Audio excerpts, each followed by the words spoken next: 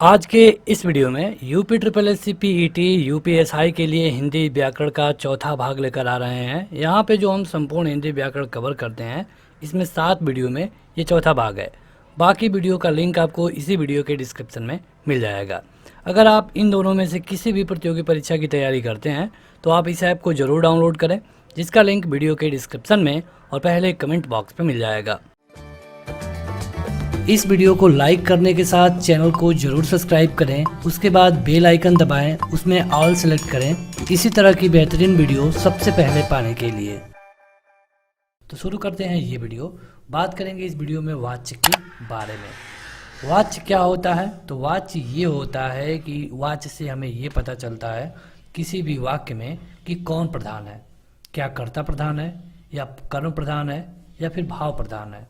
तो वाच्य ऐसा है जो कि किसी भी वाक्य में हमें ये बताता है कि इसमें प्रधान कौन है। यहाँ पे वाच्य के 3 भेद होते हैं। पहला कर्तवाच्य, दूसरा कर्मवाच्य और तीसरा भाववाच्य। तो वाच्य 3 तरह के होते हैं, कर्ता, कर्म और भाव के आधार पे। ये क्वेश्चन कई बार परीक्षा में पूछा गया है। सबसे पहले बात करेंगे कर्तवाच्य के बारे में। कर्तवाच्य मतलब कि कर्तावाच्य, मतलब कि ऐसा वाक्य जिसमें कर्ता प्रधान हो।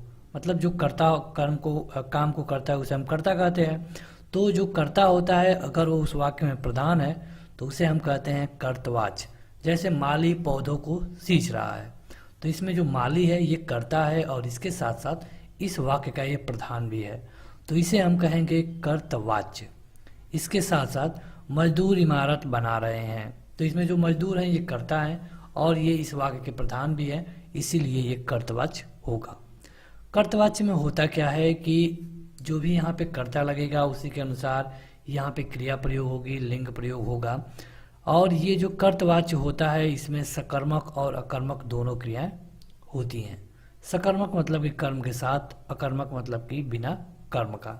जैसे मोहन पुस्तक पढ़ता है, तो इसमें क्रिया के साथ कर्म भी है, यानी ये सकर्मक हो गया कर्म के साथ। और अगर जिसमें केवल क्रिया होगी, जैसे कमला हंस रही है, तो ये हो जाएगा अकर्मक। यानी कि कर्तवाच्य अकर्मक और सकर्मक दोनों तरह की क्रियाओं के साथ हो सकता है। दूसरा देखते हैं तो यह है कर्मवाच्य। तो कर्मवाच्य में क्या होता है कि इसमें जो कर्म होता है वह प्रधान होता है। नॉर्मली आपने पढ़ा होगा कि किसी भी वाक्य का असर जिस व्यक्ति वस्तु पे पड़ता है वो कर्म होता है, लेकिन इसमें आप देखेंगे कि इसमें जो कर्म होगा वही प्रधान होगा। जैसे मोहनी द्वारा पौधों को सींचा जा रहा है, तो पौधों को सींचा जा रहा है आप ये भी कह सकते थे, जरूरी नहीं कि आप कहें किस मोहनी द्वारा। तो अगर आप देखेंगे तो ये वाक्य इतना में ही कंप्लीट हो जाता है, पौधों को सींचा जा रहा है, लेकिन किसके द्वारा? तो मोहनी द्वारा। तो यानी कि इसमें मोहनी भले करता है लेकिन ये मेन नहीं है, बिना इसके भी वाक्य बन सकता था। इसलिए इसमें पौधों को यानी जो पौधा है ये प्रधान हुआ, और जब ये कर्म है और ये प्रधान हुआ तो ये वाक्य हो जाएगा कर्मवाच्य। उसी तरह मजदूरों द्वारा इमारत बनाई जा रही है, तो हम ये भी कह सकते थे कि इमारत बनाई जा रही है, हमें नहीं कहने की जरूरत है कि मजदूरों द्वारा। तो इसमें जो इमारत है ये कर्म है और कर्म होने के बावजूद भी यह प्रधान है, इसीलिए हो जाएगा ये कर्मवाच्य। देखिए यहाँ पे जो कर्म होगा उसी के अनुसार इसमें लिंग विभक्ति का प्रयोग होता है, और इसमें भी आप देखेंगे कि सकर्मक और अकर्मक दोनों तरह की क्रियाएं आती हैं। वीडियो में बने रहिए। आगे बढ़ने पर जब आप सभी एक्सरसाइजों को देखेंगे तो आपका जो जानकारी है अच्छे से क्लियर हो जाएगी। अगला है और तीसरा, ये होता है भाववाच्य। भाववाच्य में देखिए इस तरह के वाक्य आते हैं, मुझसे चला नहीं जाता, राम से खाया नहीं जाता, वह अब चला जाए। तो इस तरह के जो भी शब्द आएंगे, नहीं चला जाता, नहीं खाया जाता, नहीं पिया जाता, तो ये सब होंगे भाववाच्य। तो इसमें क्या होता है कि भाववाच्य में अक्सर देखा गया है कि जो क्रिया होती है अकर्मक होती है। अकर्मक मतलब कि बिना कर्म के, ठीक, और ये एक वचन तथा पुल्लिंग होती है। ये अधिकतर कंडीशनों में होता है। अब देखेंगे कुछ परिवर्तन जो कि कर्तवाच्य से कर्मवाच्य में करना है, और ये परीक्षा में कई बार पूछा जाता है। तो कर्तवाच्य से मतलब कि कर्ता से कर्म में इसको परिवर्तन करने के लिए सबसे पहले आपको के द्वारा जोड़ा जाता है। कई कंडीशनों में आपको के द्वारा जोड़ा जाएगा, कहीं कहीं पर आपको से भी जोड़ा जाएगा। इसके साथ साथ जो इसमें जो क्रिया की प्रयोग होगा वो अब कर्म के द्वारा हम करना शुरू कर देंगे। अभी तक देखिए यह होता था कि अमन चिट्ठी पढ़ता है, तो अमन पुल्लिंग है तो ये पढ़ता है, यहाँ चिट्ठी है तो यहाँ चिट्ठी पढ़ी जाती है। तो इस तरह जो भी इसका लिंग वचन होगा सब अब कर्म के अनुसार होगा। इसके अनुसार एक चीज़ ये भी करना होता है कि अगर आप कर्तवाच्य को कर्मवाच्य में बदल रहे हैं तो आपको जो भी इसमें विभक्ति लगेगी, जैसे कर्ता ने कर्म को करण से, इन सब चीज़ों को हटा देना होता है। उदाहरण देखेंगे, अमन चिट्ठी पढ़ता है, ये कर्तवाच्य है क्योंकि अमन करता है और अमन प्रधान है। लेकिन अगर इसे हम कर्मवाच्य में बदलें तो अमन द्वारा चिट्ठी पढ़ी जाती है, अमन द्वारा चिट्ठी पढ़ी जाती है, ये हो गया कर्मवाच्य। राम फूल तोड़ता है, राम द्वारा फूल तोड़े जाते हैं। तो जहाँ पे द्वारा लग गया या फिर से लग गया तो आपको थोड़ा सतर्क हो जाना चाहिए कि यहाँ पे कर्मवाच्य हो सकता है। उसके बाद आपको चेक करना है कि इसमें प्रधान कौन है। मैंने पत्र लिखा, मेरे द्वारा पत्र लिखा गया। सिपाही ने चोर को पकड़ा, तो यहाँ पे हमने क्या बताया कि जो भी विभक्ति लगेगी उसको हम हटा देंगे। तो सिपाही ने ये विभक्ति है, चोर को ये भी विभक्ति है, इन दोनों को हम हटा देंगे, यानी कि सिपाही द्वारा चोर पकड़ा गया। तो इस तरह हम एक कर्तवाच्य को कर्मवाच्य में बदलते हैं और ये परीक्षा में आपसे पूछा जाता है। अब देखेंगे कर्तवाच्य को अगर भाववाच्य में बदलना हो तो क्या करेंगे। तो कर्तवाच्य से भाववाच्य में बदलने के लिए कर्ता के बाद से या फिर के द्वारा तो लगाएंगे ही, इसके साथ जो जा धातु के साथ, जैसे खाया जाता है, पिया जाता है, सोया जाता है, इस तरह जा धातु के साथ जो भी क्रिया होगी उसके काल के अनुसार जोड़ेंगे। जैसे कि मैं नहीं सोता, मुझसे सोया नहीं जाता। राजू तेज दौड़ता है, राजू से तेज दौड़ा जाता है। मैं बैठ नहीं सकता, मुझसे बैठा नहीं जाता। भगवान रक्षा करता है, भगवान द्वारा रक्षा की जाती है। तो इस तरह आप बड़े आसानी से कर्तवाच्य को भाववाच्य में बदल सकते हैं। देखेंगे कुछ प्रश्नों को ताकि आपका जो जानकारी है वो चेक हो जाए। तो पहला क्वेश्चन है कि चित्रकार द्वारा चित्र बनाया जाता है, ये क्या है।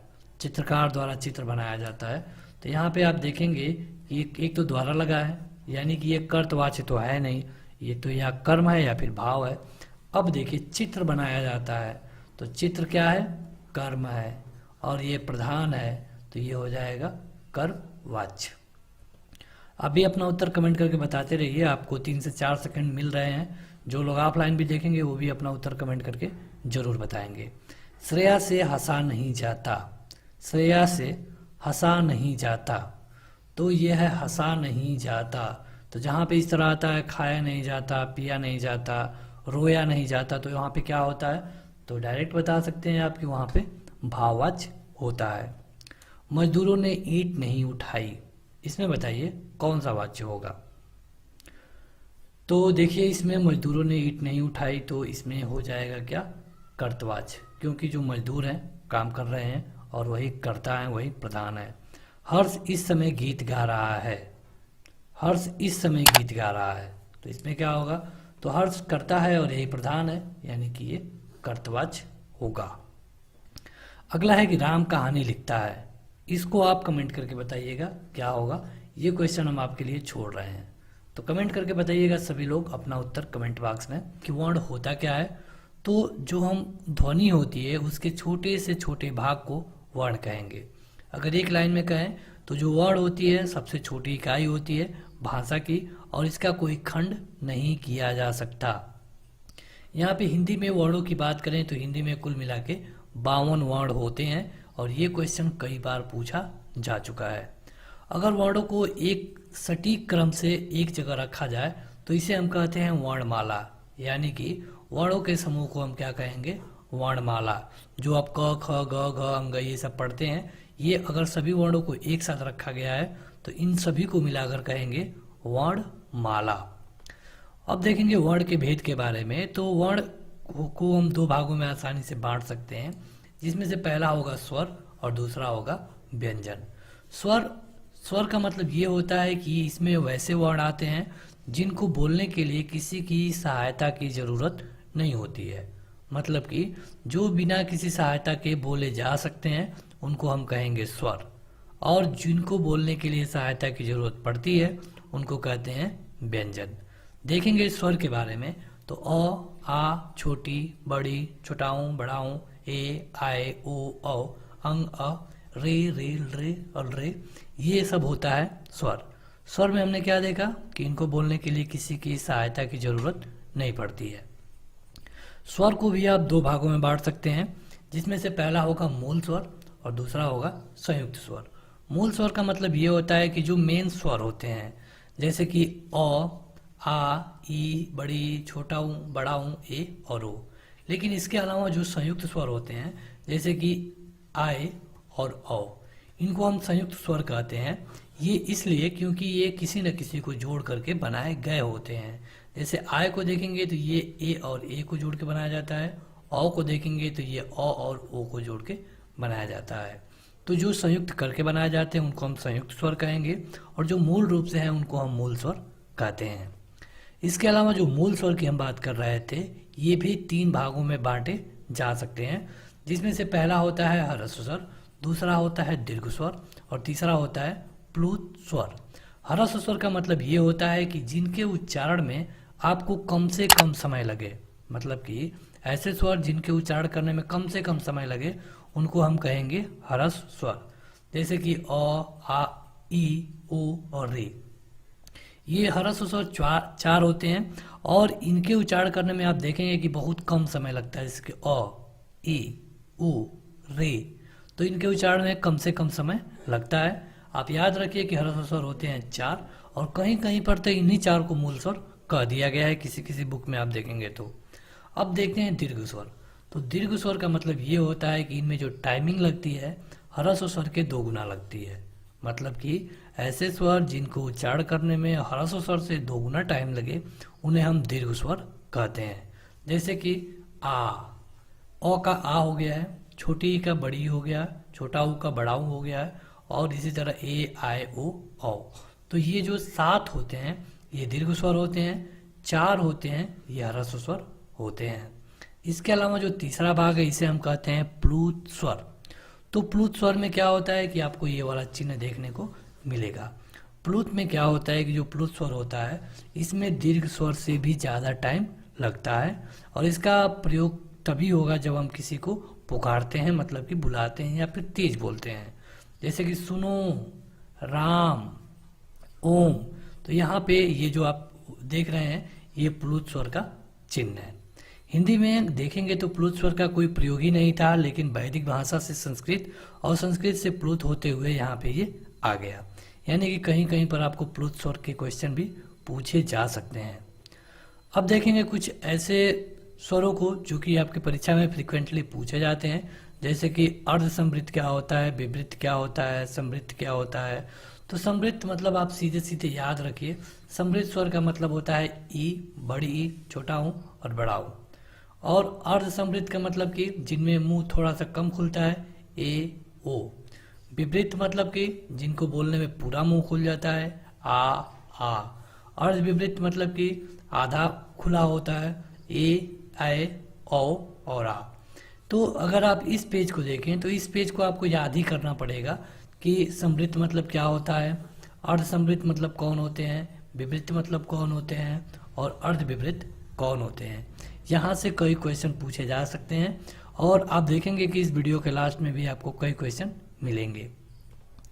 अब देखेंगे अनुनासिक कि अनुनासिक क्या होते हैं। तो अनुनासिक ऐसे स्वर होते हैं जिनको बोलने के लिए नाक और मुंह दोनों की जरूरत पड़ती है, दोनों को एक साथ यूज किया जाता है, इसीलिए इनको हम कहते हैं अनुनासिक। अनुनासिक मतलब कि आधा नाक। जैसे कि गांव, दांत, आंगन, सांचा, ये सब अनुनासिक शब्द हैं। अनुस्वार एक होता है अनुनासिक, आपने देख लिया। आप देखेंगे अनुस्वार को, तो अनुस्वार में क्या होता है कि यह स्वर के बाद आने वाले व्यंजन होते हैं और जिनकी ध्वनि नाक से आती है, जैसे अंगूर, अंगद, कंकन। तो यहाँ पे जो ये लग रहा है अंग की मात्रा, इसे हम कहते हैं अनुस्वार। निरुनासिक, अभी आपने देखा था अनुनासिक, अब है निरुनासिक। निरुनासिक में क्या कहते हैं कि इसमें मुंह से बोले जाने वाले जो वर्ड होते हैं उनको निरुनासिक कहते हैं। ये स्वस्वर होते हैं, जैसे कि इधर, उधर, आप, अपना, घर। इसके साथ देखेंगे विसर्ग, तो विसर्ग में जो अ का मंत्रा लगता है इसे हम विसर्ग कहते हैं, और इसमें जो इसका उच्चारण होता है ह की तरह आता है। किसके तरह? ह की तरह। तो ये तो हो गया स्वर। अब देखेंगे व्यंजन के बारे में। तो व्यंजन वो होते हैं जिनको बोलने के लिए स्वरों की सहायता लेनी पड़ती है, जैसे कि क, ख, ग, घ, अंग। तो ये सब व्यंजन होते हैं। व्यंजन भी 3 प्रकार के होते हैं, जिसमें से पहला होता है स्पर्श व्यंजन, अंतस्थ व्यंजन और उष्म व्यंजन। हिंदी में अगर आप देखेंगे तो व्यंजनों की संख्या होती है 33। व्यंजनों की संख्या कितनी होती है? 33। व्यंजन होते हैं 3 प्रकार के, स्पर्श, अंतस्थ और उष्म। सबसे पहले बात करेंगे स्पर्श की। तो स्पर्श का मतलब ये होता है कि छूना। स्पर्श का मतलब होता है छूना। तो जो भी व्यंजन किसी न किसी भाग को छूते हैं उनको हम स्पर्श व्यंजन कहते हैं। तो इस तरह जहाँ पर भी किसी का किसी से स्पर्श हो उन्हें हम स्पर्श व्यंजन कहते हैं। देखिए इनकी संख्या होती है 25 और इनको हम 5 भागों में बांट सकते हैं, जिसमें से पहला होता है कंठ। कंठ का मतलब कि गला, यानी कि जो जिसका उच्चारण गले से आए उनको हम कंठ व्यंजन कहेंगे, जैसे कि क, ख, ग, घ, अंग। उसके बाद होता है तालव्य। तालव्य मतलब कि तालु से, जिनका तालु से उच्चारण हो उनको हम तालव्य कहते हैं, जैसे कि च, छ, ज, झ, इया। उसके बाद होता है मूर्धन्य। तो ये तालु के अगले भाग से इनका उच्चारण होता है, जैसे कि ट, ठ, ड, ढ, अड़। और इसमें ड और अड़ भी आता है, और इसको एक और नाम से जानते हैं, इसे कहते हैं द्विगुण व्यंजन। ये कई बार पूछा गया है। इसके बाद होता है दंत, जिनका उच्चारण दांतों की सहायता से उन्हें हम दंत कहते हैं, त, थ, द, ध, न। उसके बाद होता है ओष्ठ, जिनको बोलने के लिए दोनों होठों का प्रयोग करना पड़े इनको हम कहते हैं ओष्ठ, यानी कि प, फ, ब, ब, म। तो ये यहाँ से सबसे ज़्यादा क्वेश्चन पूछा जाता है। इस पेज से पूछा जाएगा आपसे कि इनमें से कौन कंठ नहीं है, कौन कंठ नहीं है। ऑप्शन दे दिया गया इस तरह। अब बताइए कौन कंठ नहीं है, तो आपका सही उत्तर होगा ज। ज कंठ नहीं है, यह तालव्य है, बाकी ये तीनों कंठ है। तो इस तरह कई क्वेश्चन पूछे जाते हैं, आपको ये बिल्कुल याद होना जरूरी है। अब देखेंगे अंतस्थ, क्योंकि हमने देखा था व्यंजन 3 प्रकार के, तो हमने स्पर्श को देख लिया। दूसरा है अंतस्थ। अंतस्थ का मतलब होता है अंतः मतलब कि भीतर, और जो भीतर से उच्चारण है अंतस्थ हो उनको हम अंतस्थ कहते हैं। ये कुल मिला के केवल 4 होते हैं, य, र, ल, व। आपको याद रख लेना है, ये 4 होते हैं, य, र, ल, व। इसके बाद होता है उष्म व्यंजन। तो उष्म व्यंजन ऐसे होते हैं, उष्म मतलब होता है गर्म, तो जिनका उच्चारण करते समय जो हवा है मुंह के विभिन्न भागों से टकरा करके थोड़ी गर्मी पैदा कर रहे, उष्मा पैदा करे, उन्हें हम उष्म व्यंजन कहते हैं। और ये भी 4 होते हैं, स, स, स, ह। तो आपको एक बिल्कुल याद होना चाहिए। अंतस्थ मतलब कि य, र, ल, व, और उष्म मतलब कि बड़ा स, छोटा स, ये वाला स छोटा वाला, और ये ह। तो ये होता है पूरा व्यंजन। अब देखेंगे कि व्यंजनों को अगर हम वायु प्रक्षेप के अनुसार बांटे तो ये कितने तरह के होंगे, मतलब कि जिस तरह मुंह से हवा निकलती है उसके अनुसार। तो इन्हें हम 2 भागों में बांट सकते हैं, जिसमें से पहला होता है अल्प प्राण और दूसरा होता है महाप्राण। तो अल्प प्राण में क्या होता है कि उनके जो मुंह से अल्प मात्रा में हवा निकलती है, इसे आप देख सकते हैं अल्प प्राण। अल्प मतलब कि कम, कम मात्रा में वायु निकले, इन्हें हम कहते हैं अल्प प्राण। और जो ज़्यादा मात्रा में वायु निकले इन्हें हम कहते हैं महाप्राण। अब देखिए जो प्रत्येक वर्ग है, जैसे कि अगर हम क वर्ग को लिखे यहाँ पे क, ख, ग, घ, अंग, च, छ, ज, झ, इया, ट, ठ, ड, ढ। तो यहाँ पे ये एक एक वर्ग है, ये च वर्ग है, ये ट वर्ग है। तो इसमें से आप देखेंगे कि पहला, तीसरा और पांचवा, ये जो तीनों होते हैं, पहला, तीसरा और पांचवा, ये तीनों अल्प प्राण होते हैं। जैसे कि आपसे पूछ लिया जाएगा कि बताइए कि इनमें से कौन अल्प प्राण नहीं है। ऑप्शन दे दिया गया छ, उसके बाद से ग, उसके बाद से क और उसके बाद से ड। बताइए कि कौन अल्प प्राण नहीं है। सही उत्तर होगा 6, क्योंकि ये दूसरे नंबर का है। आप देखेंगे कि ये दूसरे लाइन में आता है 6। तो इस तरह आपसे परीक्षा में क्वेश्चन पूछा जाता है। बस आप इसमें से ये याद रखिए कि अल्प प्राण होते हैं पहला, तीसरा और पांचवा। अब पहला में जो आएगा, जैसे को आ रहा है, चो आ रहा है, टो आ रहा है, जो भी इसमें आए, पो आए, तो ये होगा अल्प प्राण। इसके साथ ग, ज, अड़, इसके साथ से अंग, म, ये सब अल्प प्राण में आते हैं। इसके अलावा कुछ और भी होते हैं, जैसे अंतस्थ य, र, ल, व, तो ये भी किस में आएगा? अल्प प्राण में ही आता है। और अधिक क्वेश्चन यहीं से पूछा जाएगा, क्योंकि केवल आपको पता है कि पहला, तीसरा और पांचवा, लेकिन आपको य, र, ल, व का तो स्थान पता ही नहीं है। तो यहाँ से क्वेश्चन पूछा जाता है कि ये अल्प प्राण होंगे या फिर महाप्राण होंगे। तो ये होते हैं अल्प प्राण। पहला, तीसरा और चौथा, मतलब कि पहली लाइन, तीसरी लाइन, पांचवी लाइन और इसके साथ य, र, ल, व, ये सारे होंगे अल्प प्राण। इनके अलावा जो बच गया, जैसे कि यहाँ पे कौन बचा है? दूसरा बचा है, चौथा बचा है, तो ये जो दूसरी और चौथी लाइन होती है, ये होती है महाप्राण। और इसके अलावा जो उष्म थे, उष्म मतलब कि स, स और ह, ये सारे हो जाएंगे महाप्राण। यानी कि दूसरी और चौथी लाइन और इसके अलावा इसके साथ उष्म, इन दोनों को जोड़ करके क्या बनेगा? महाप्राण। महाप्राण का आपका परिभाषा आपसे कभी नहीं पूछा जाएगा, बस आपसे उसी तरह पूछा जाएगा कि बताइए इनमें से कौन महाप्राण है, या फिर इनमें से महाप्राण नहीं है। तो इसी तरह के क्वेश्चन पूछे जाते हैं। तो महाप्राण में क्या था? दूसरी और चौथी लाइन, इसके साथ स, ह, और इसके उल्टा अल्प प्राण में क्या था? पहली, तीसरी और पांचवी लाइन और इसके साथ य, र, ल, व। अब देखेंगे संयुक्त व्यंजन को, जो कि कई बार परीक्षा में पूछा गया है। पूछा जाता है कि बताइए ज को क्या क्या मतलब मिल करके ज्ञान लिखा गया है, क्या क्या मिल करके ज्ञान लिखा गया है। तो यहाँ पे अक्सर लोगों से गलती होती है। ये होता है आधा ज और इया और अ, या फिर अगर ऑप्शन में ज और इया भी है तब भी आप इसे ट्रिक कर सकते हैं। तो ये होते हैं 4 जो संयुक्त व्यंजन होते हैं, ये होते हैं 4, कच्छ, त्र, अज्ञा और स्र। कभी कभी ये भी पूछा गया है कि संयुक्त व्यंजन कितने हैं, तो ये होते हैं 4।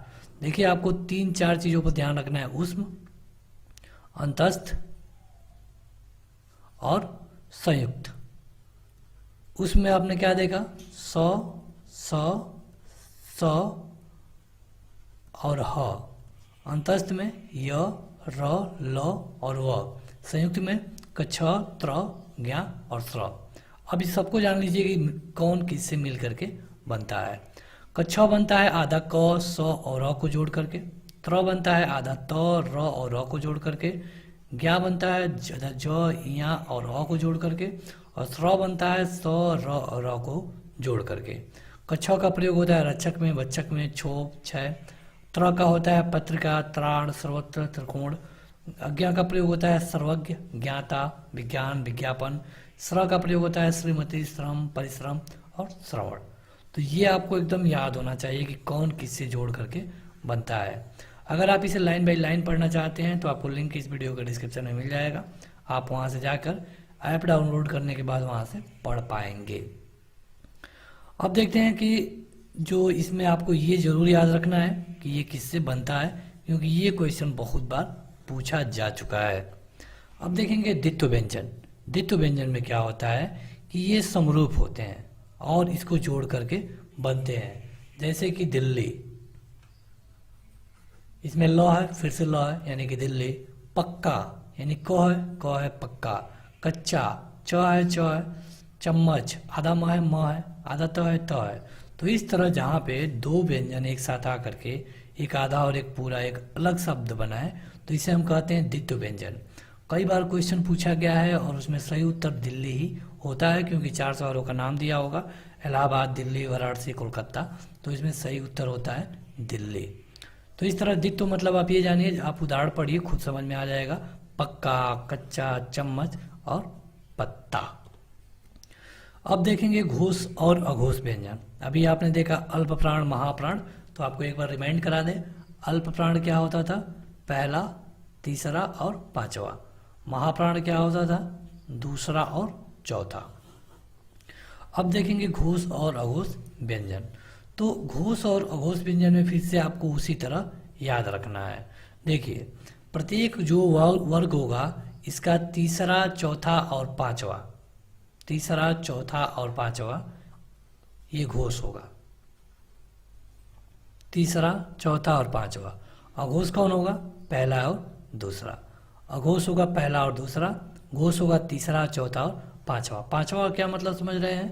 अंग, इया, अड़, ये जो पांचवी लाइन है इसकी बात कर रहे हैं। पहला का क्या मतलब है? क, च, ट, त, ये जो पहली लाइन है ये, यानी कि पहली और दूसरी लाइन, पहली और दूसरी लाइन और इसके साथ तीनों सौ, ये हो जाएंगे अघोष। और तीसरा, चौथा और पांचवा और इसके साथ सभी स्वर और य, र, ल, व और ह, ये हो जाएगा घोष। तो आपको इसे अच्छे से याद करने की जरूरत है। अब देखेंगे वर्णों का उच्चारण, जो कि हम आपको पहले बता चुके हैं, लेकिन एक बार और रिमाइंड करा दें। उसके बाद आपके सामने एक्सरसाइज आएगा। जैसे आपने देखा था क वर्ग वो जो कि कंठ से आते हैं, जैसे कि क, ख, ग, घ, तो ये कंठ और निचली जीभ से ये आते हैं। और इसमें क वर्ग के साथ अ, आ, ह और सभी विसर्ग आएंगे। कंठ तो आए, कंठ के में तो क वर्ग तो आएगा ही, इसके साथ अ, आ और ह और इसके साथ सभी विसर्ग आते हैं। तालव्य में क्या होता है कि जो च, छ, जो आते थे ये तालव्य होता था, तो इसमें च वर्ग तो आएगा ही पूरा, इसके साथ बड़ी ई, छोटी ई, य और स आता है। मूर्धन्य में आपने देखा कि पूरा ट वर्ग आता है, तो ट वर्ग के साथ र और ये पेट फरा हुआ स आता है। दंत में आपने देखा कि त वर्ग आता है, त, थ, द, ध, तो दंत में त, थ, द, ध के साथ ल और छोटा स आता है। ओष्ठ में पूरा प वर्ग आता है, प, फ, ब, भ, म, लेकिन इसके साथ छोटा ऊ और बड़ा ऊ भी ओष्ठ में ही आता है। पूछा जाएगा आपसे कि इनमें से कौन ओष्ठ है। ऑप्शन दे दिया गया क, ज, उ और झ, तो ये सही उत्तर होगा उ, क्योंकि प ओष्ठ में प वर्ग के साथ साथ उ और बड़ा ऊ भी आता है। कंठ तालव्य में दो वर्ण होते हैं, ए और आय। ये क्वेश्चन बहुत बार पूछा गया है। कंठ तालव्य क्या क्या होते हैं? तो ए और आय। कंठोष्ठ में क्या होता है? ओ और। इसके साथ दंतोष्ठ में क्या होता है? दांत और जीभ से जो वर्ण बोला जाएगा इसे हम कहते हैं दंतोष्ठ, और इसमें केवल एक ही वर्ण आता है, ये होता है व। तो ये थे पूरा इसका चैप्टर वर्ण का, वर्णमाला का। अब चलिए देखते हैं एक्सरसाइज, और आपको हर क्वेश्चन के लिए 2 से 3 सेकंड मिलेगा। आप अपना उत्तर हमें कमेंट करके बताते रहिएगा। तो शुरू करते हैं क्वेश्चनों का सिलसिला, और आपको अपना उत्तर कमेंट करके बताना है 2 से 3 सेकंड के अंदर। तो पहला है कि व्यंजन के कितने भेद होते हैं? व्यंजन के कितने भेद होते हैं? ऑप्शन यहाँ पे है, तो आपका सही उत्तर होगा 5, क्योंकि आपने पढ़ा स्पर्श, अंतस्थ और ऊष्म, और इसके अलावा अघोष और अल्पप्राण, ये सारे भेद हैं। अगला है कि हिंदी में कुल कितने व्यंजन होते हैं? देखिए यहाँ पे सब कुछ नहीं पूछा गया है, केवल व्यंजन। और जब इस तरह का ऑप्शन दिया गया हो तो आपका सही उत्तर होगा 33, क्योंकि इसमें द्वित्व व्यंजन को, द्विगुण को नहीं जोड़ा जाता है। अगला है कि घ व्यंजन का उच्चारण स्थान है। अब बताइए, जो घ है इसका उच्चारण स्थान आपको बताना है। देखिए ये तो बिल्कुल पता है कि ये क वर्ग का है, क्योंकि क, ख, ग, घ आ रहा है, लेकिन इसका उच्चारण स्थान बताना है। तो आप देखेंगे कि 1, 2, 3 और 4 नंबर पे ये आ रहा है। तो 4 नंबर पे और 2 नंबर पे क्या आता है? महाप्राण। 4 और 2 नंबर पे क्या आता है? महाप्राण। इसका उत्तर हो जाएगा महाप्राण। 1, 3 और 5 नंबर पे क्या आता है? अल्पप्राण। अल्पप्राण। अगला है कि यह कैसा व्यंजन है? यह आपको बताना है। यह स्पर्श है, अंतस्थ है, ऊष्म है या फिर संयुक्त है? तो यह है अंतस्थ, क्योंकि अंतस्थ में होता है य, र, ल, व। स्पर्श में होता है क से लेकर म तक। ऊष्म में होता है स, स, ह। संयुक्त में होता है छ, त्र, आज्ञा और स्र। तो ये आपको बिल्कुल याद होना चाहिए। स्पर्श वर्ण कितने होते हैं? स्पर्श वर्ण कितने होते हैं काउंट करके बताइए, क से लेकर म तक। तो आप देखेंगे 5 इसमें, फिर से ट में 5, ट में 5 और प में 5, और इसके अलावा मतलब 25 होते हैं, एक 5 और होता है, तो ये होते हैं 25। अगला है कि जिन वर्णों का उच्चारण बिना किसी अवरोध के तथा बिना किसी दूसरे वर्ण की सहायता से होता है उन्हें हम क्या कहते हैं? मतलब कि जिनको बिना किसी की सहायता से हम उच्चारण करते हैं उन्हें हम कहते हैं स्वर। जिनको स्वरों की सहायता से उच्चारण करते हैं उनको क्या कहते हैं? व्यंजन। जिन वर्णों के उच्चारण में वायु का प्रवाह रुक कर या फिर घर्षण के साथ निकलता है उन्हें हम क्या कहते हैं? यहाँ पे ऑप्शन है, 3 सेकेंड समय है, हम रुक गए हैं इसीलिए। सही उत्तर है व्यंजन। व्यंजन कहते हैं जिनका प्रवाह रुक कर हो या फिर घर्षण के साथ हो। छ कैसा व्यंजन है? छ तो छ है संयुक्त व्यंजन, क्योंकि यहाँ पे होता है कच्छ, त्र, अज्ञा और स्र। ऊष्म वर्ण कितने होते हैं? ऊष्म वर्ण तो ये होते हैं 4। चलिए हम इसमें से कुछ कमेंट करके बता देते हैं। स हमने 3 बता दिया, चौथा क्या होता है कमेंट करके बताइए। 3 हमने बता दिया, चौथा क्या होता है कमेंट करके बताइए। अगला है कि भाषा की सबसे छोटी इकाई को क्या कहते हैं? तो भाषा की सबसे छोटी इकाई को कहते हैं वर्ड।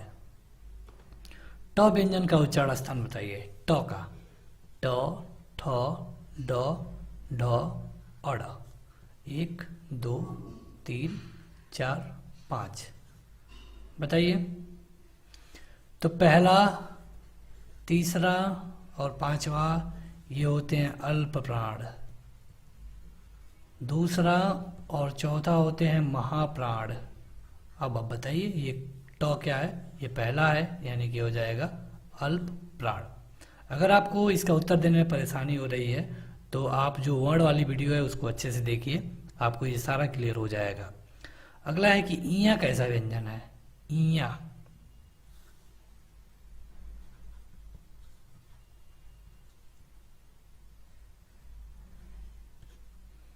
जो ये 5वां होता है तो इन्हें हम कहते हैं नासिक। रस का शाब्दिक अर्थ होता है आनंद, यानी कि एक लाइन में कहें तो ये कि काव्य को पढ़ने पर या फिर सुनने पर अगर आपको किसी आनंद की अनुभूति होती है तो उसे हम रस कहेंगे। सबसे पहले ये जो रस है इसका मतलब इसको परिभाषित करने का श्रेय मिलता है भरत मुनि को, और इन्होंने अपने नाट्य शास्त्र में 8 तरह के रसों का वर्णन किया है। कई बार क्वेश्चन पूछा जाता है कि भरत मुनि ने अपने नाट्य शास्त्र में कितने रसों का वर्णन किया है, तो इन्होंने 8 प्रकार के रसों का वर्णन किया है। रसों के प्रकार को देखेंगे उससे पहले हम रसों के अंग को देख लेते हैं, मतलब कि रस किसको किसको मिला करके बनता है। तो ये है रसों के अंग, ये होते हैं 4। पहला विभाव, दूसरा अनुभाव, तीसरा संचारी भाव और चौथा अस्थाई भाव। इन चारों से क्वेश्चन पूछे जाते हैं, तो बस आप इस वीडियो में बने रहिए, आपको सारे क्वेश्चन भी देखने को मिलेंगे। सबसे पहले बात करें विभाव की, कि रस का विभाव क्या होता है। देखिए विभाव का मतलब ये होता है कि जो व्यक्ति पदार्थ या फिर अन्य व्यक्ति के हृदय में भाव को जगाता है, मतलब कि जिसको देख करके किसी व्यक्ति या फिर वस्तु के हृदय में भाव जगे उन्हें हम विभाव कहते हैं। और इन्हीं का आश्रय लेकर मतलब कि श्रेय लेकर रस प्रकट होता है। आप ये जानिए कि जो विभाव होता है ये 2 प्रकार का होता है, और ये होता है आलंबन और उद्दीपन। अगर परिभाषा जानना है तो परिभाषा आप देख सकते हैं कि जो व्यक्ति पदार्थ अन्य व्यक्ति के हृदय के भाव को जगाते हैं उन्हें हम कहते हैं विभाव। क्वेश्चन पूछा गया है विभाव कितने प्रकार के होते हैं, तो ये होते हैं 2 प्रकार के, आलंबन और उद्दीपन। जो आलंबन विभाव होता है ये भी 2 तरह का होता है, एक होता है इसमें आश्रय लंबन और दूसरा होता है विषय लंबन। तो आश्रय लंबन ये होता है कि जिसका आश्रय पाकर मतलब कि जिसका सहारा लेकर कोई भी भाव आपके मन में उठे उसे हम कहेंगे आश्रय लंबन, और जिसके मन में उठे उसको कहेंगे विषय लंबन। जैसे कि राम के मन में सीता के प्रति रति का भाव जगता है, तो यहाँ पे राम क्या हो गए? राम हो गए आश्रय, और सीता क्या हो गई? विषय। तो यहाँ पे जिसके मन में ये उठ रहा है, जिसके मन में उठ रहा है वो क्या होगा? आश्रय होगा, और आप देखेंगे कि जिसके प्रति उठ रहा है वो क्या हो गया, विषय होगा। तो इस तरह आपको एग्जाम में कभी कभी पूछ लिया जाता है। दूसरा होता है जो उद्दीपन विभाव। उद्दीपन विभाव में ये होता है कि यदि किसी वस्तुओं को या फिर परिस्थितियों को देख करके मन में कोई भाव उद्दीपित होने लगे, उठने लगे, तो उसे हम कहते हैं उद्दीपन विभाव। और ये अब जैसे देखेंगे कि चांदनी, कोकिल, कूजन, एकांत स्थान या फिर रमणीक उद्यान मतलब कि वन, नायक या नायिका को देख करके जो शारीरिक चेष्टाएं होती हैं उनको हम कहते हैं उद्दीपन विभाव। वैसे आपको बता दें कि इस पेज से केवल आपसे ये पूछा जाएगा कि आलंबन विभाव कितने तरह के होते हैं। तो ये होते हैं 2, आश्रय आलंबन और विषय आलंबन। कभी भी आपसे इसका परिभाषा नहीं पूछा जाएगा, तो आपको परिभाषा को लेकर टेंशन लेने की जरूरत नहीं है। जहाँ पे आपसे परिभाषा पूछा जा सकता है हम आपको बताएंगे।